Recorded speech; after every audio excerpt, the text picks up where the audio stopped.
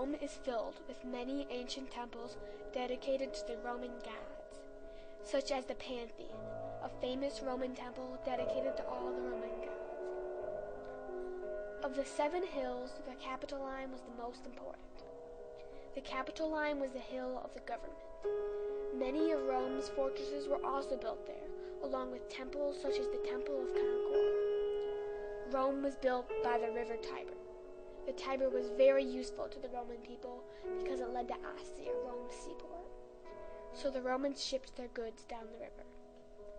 Around Rome were 2 great walls, the Servian Wall and the Aurelian Wall. The Servian Wall is the inner wall. It was built around 378 BC and named after the Roman king Servius Tullius. The Aurelian Wall is the outer wall.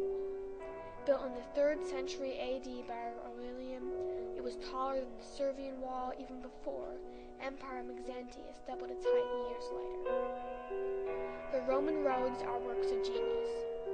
They are equal to or even better than ours. This is because the Romans made them thick, and they had many layers. 2 major roads were the Via Appia and the Via Flaminia. The Via Appia ran between Brundisium and Rome, and the Via Flaminia ran between Arimnum and Rome. In 100 BC, there were over 1 million people living in Rome, for a good reason.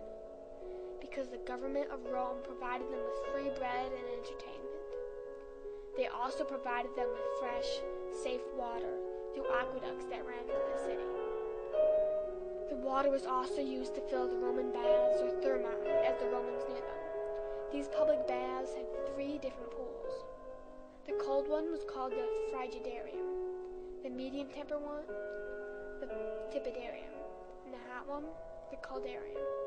To heat them, they had an underfloor heating system called the Hypocastum. Before they went into the baths, the Roman people would coat themselves with oil, and when they were done bathing, they scraped it off with a tool called a strigil. Romans also liked to visit amphitheaters, where they would watch ferocious fights between wild animals and the gladiator tournaments. These fights were fought between men who were usually slaves or criminals.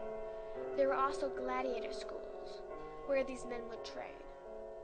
The largest amphitheater in the Roman Empire was the Flavian Amphitheater, the Colosseum.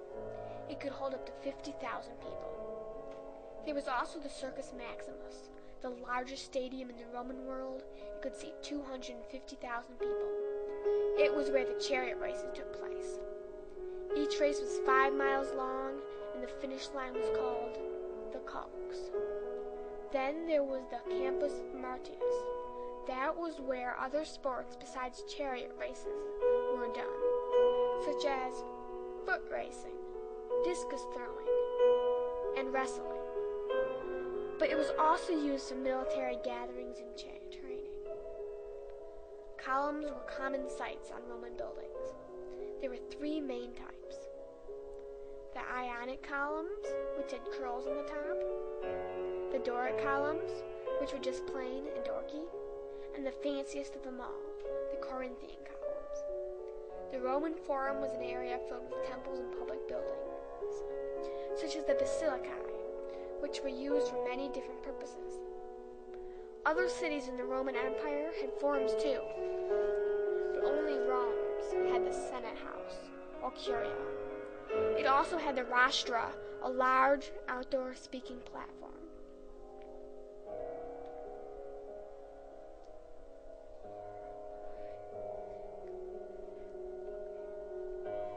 Believe it or not, you can come see this great capital of the ancient Roman Empire. But don't miss your chance before it has crumbled to dust. Remember, all roads lead to Rome, so there's no need to buy an airplane ticket.